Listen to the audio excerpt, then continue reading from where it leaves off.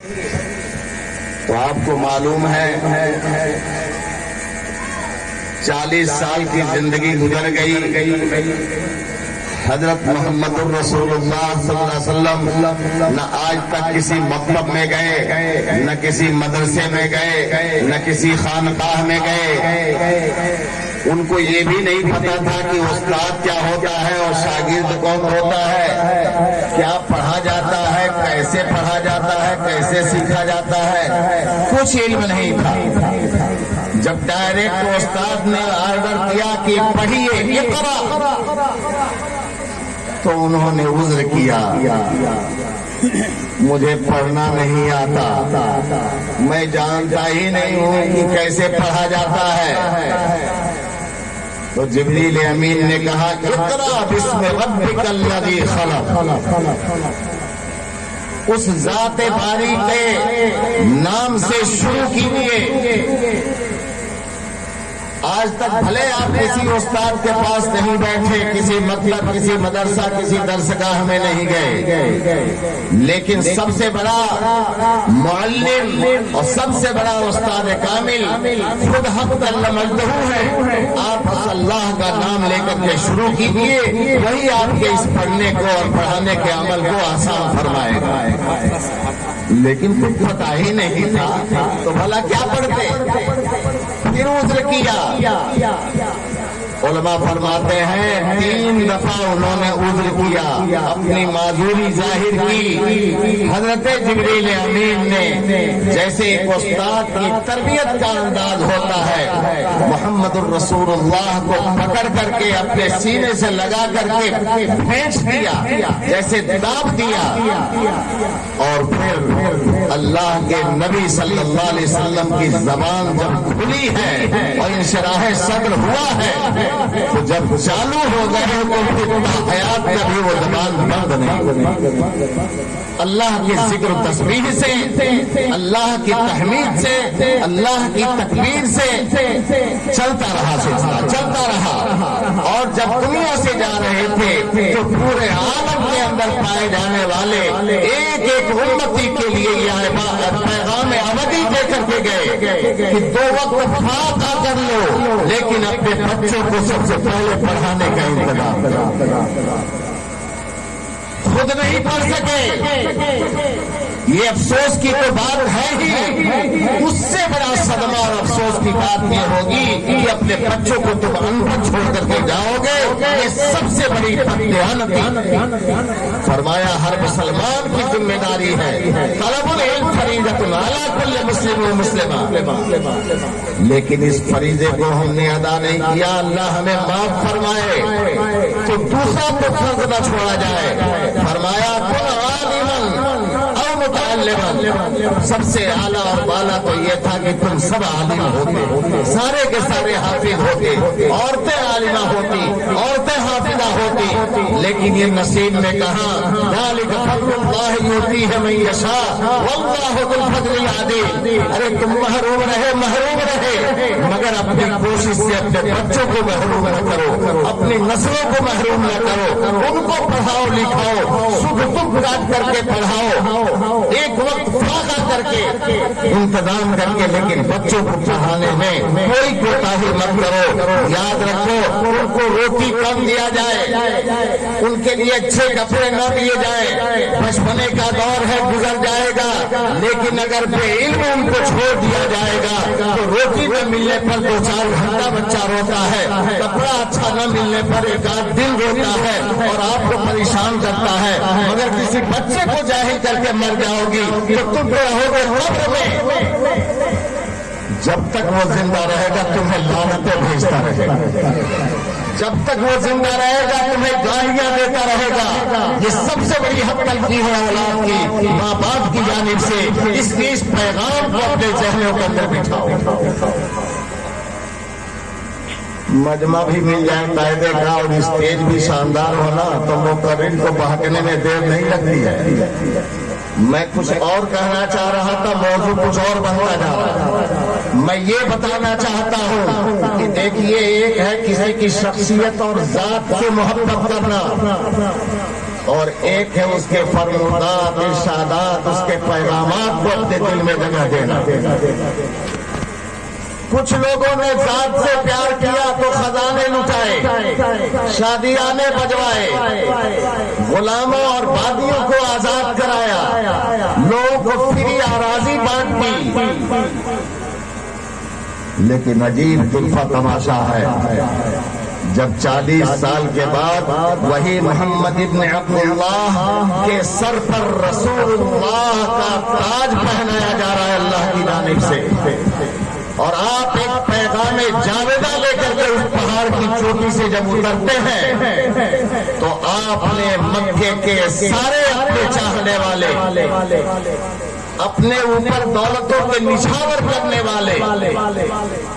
لٹانے والے، شادیانہ بجانے والوں کے سامنے اللہ کے رسول صلی اللہ علیہ وسلم نے ذمہ داری کو اٹھاتے ہوئے سب سے پہلا پیغام عام کی شکل میں دیا، یا ایھا الناس قولوا لا الہ الا اللہ تفلحوا۔ جب یہ پیغام سنایا تو سب سے پہلے آپ کی پیدائش پر جنہوں نے اپنے تجوری کا تالا کھول دیا تھا، جنہوں نے اپنے غلاموں اور بادیوں کو آزاد کیا تھا، ہاتھوں میں پتھر اٹھا کر کے محمد پر اچھالنے والے وہی، جنہوں نے آپ کی پیدائش پر شادیانے بجائے تھے، قمقمے لگائے تھے، چراغاں کیے تھے، خوب مٹھائیاں بانٹی تھی اور کھائے کھلائے تھے، ان لوگوں نے پیغام رسول کو سن کر کے عداوت والا حملہ سب سے پہلے میرے بھائیوں، ذات کی محبت ہم اس کے مکلف نہیں ہیں، کوئی ہے تو بتا دے، پوری دنیا کے لیے چیلنج ہے کسی کے بس کے اندر یہ بات جو محمد الرسول اللہ جیسی انگلیاں بنا لے، جو محمد الرسول اللہ جیسا رخ انور تیار کر لے؟ ہے کوئی جو آپ جیسے نگاہیں اپنی بنا لے، اپنی زلفوں کو ایسا سنوار لے؟ ارے وہ زلف جس کے اوپر قرآن دہائی دیتا ہو، یا ایھا المزمل، یا ایھا المدثر کے خطاب سے نوازتا ہو، ایسے زلف جس زلف کی گھنیری تاریکی کو دیکھ کر کے آسمان کی گھٹائیں بھی شرما جائیں، جس کے چہرے انور کی نورانیت اور چمک کو دیکھ کر کے چاند اور سورج بھی اپنا سر جھکا لے، کوئی نہیں کر سکتا۔ ہم نہ حضور جیسا اپنا ہاتھ پاؤں بنا سکتے ہیں، نہ حضور اکرم جیسا اپنا چہرہ اور مہرہ بنا سکتے ہیں، لیکن ایک بات ہے جس کے ہم اور آپ مکلف ہیں۔ ہاں، حضور صلی اللہ علیہ وسلم نمازیں کیسے پڑھتے تھے، حضور پاک صلی اللہ علیہ وسلم اپنے آگے پیچھے رہنے والے دوستوں کے ساتھ برتاؤ کیا کرتے تھے، حضور پاک علیہ السلام نے اپنی ماں کا کیسے احترام کیا، اپنے والد کا کیسے احترام کرتے تھے، اپنے بھائیوں کا، اپنے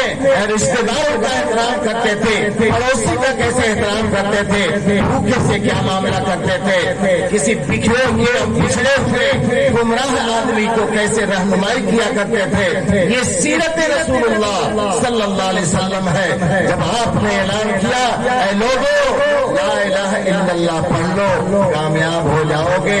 تو انہوں نے جنہوں نے خوشیاں منائی انہوں نے تو پتھر چلایا،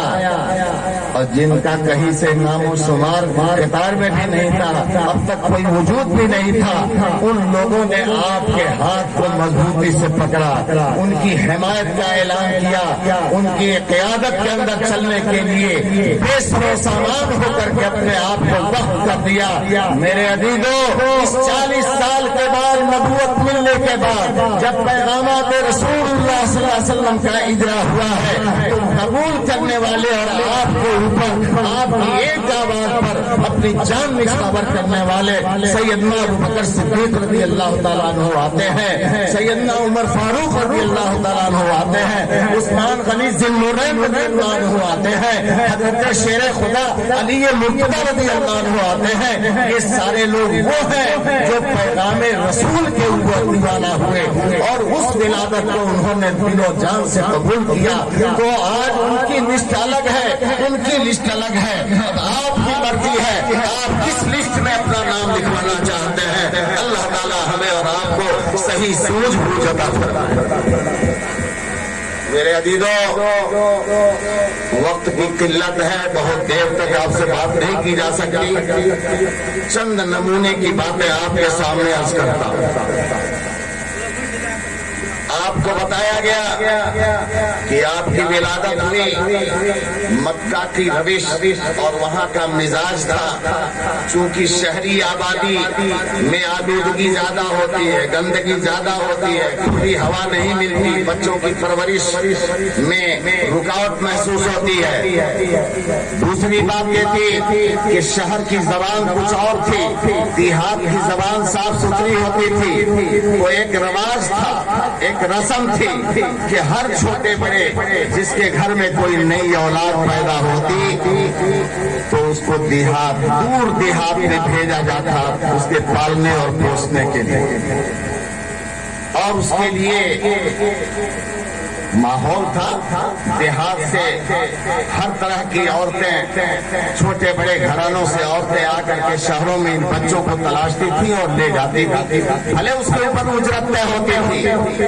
جب رسول پاک علیہ الصلوۃ والسلام کا نمبر آیا ہے تو ایک خاتون جن کا نام سنہرے حرفوں سے لکھا جاتا ہے, قبیلہ بنو سعد کی ایک خاتون جن کا نام تھا حلیمہ, حضرت حلیمہ سعدیہ رضی اللہ تعالیٰ عنہا, بہت ہی غریب کمزور حیثیت والی. ان کی کمزوری کا پتہ اس سے چلتا ہے کہ جب صبح اپنے گھر سے چلی اپنی دبلی پتلی اونٹنی کو لے کر, جو واحد ذریعہ ہے آنے جانے کا مواصلت کا, نہ اس زمانے میں گاڑیاں تھی, نہ بسیں تھی, نہ کاریں تھی, نہ موٹر سائیکل, نہ اور کوئی ذریعہ تھا.